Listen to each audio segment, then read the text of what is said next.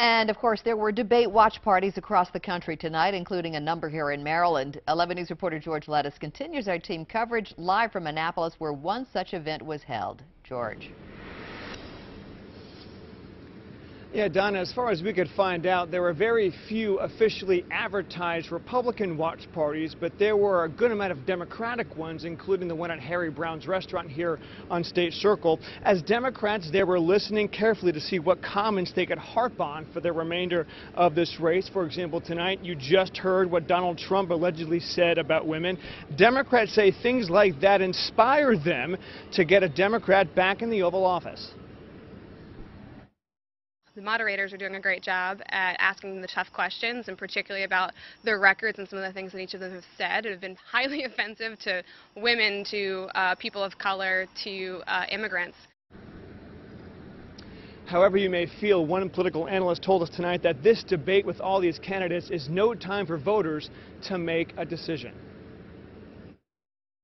They might learn something more about some folks, but again, it's not a decision-making sort of deal, because even the decision about who got into the race or into the debate tonight really had to do with the polling, right? And so how people were polling. And we know that even in past elections, people have done well early, have faded fast, and then there's been another top contender later on.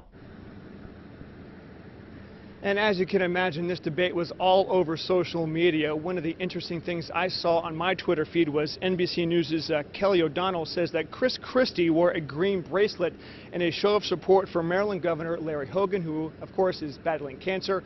Larry Hogan has endorsed Chris Christie for president. Also, from the executive director of the Maryland Republican Party tonight, Joe Cluster from Cleveland tonight, texted me, quote, "Tonight we are the party of the future, and our candidates on the stage show the diversity and strength of our party." We're live in Annapolis. George Lettuce, WBAL TV 11 News. George, thank you.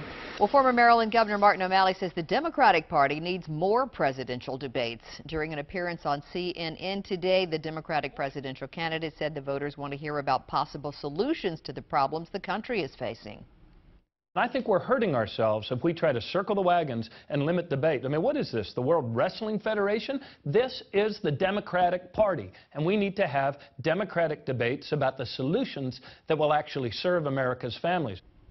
The first Democratic debate, hosted by CNN, is scheduled for October 13th.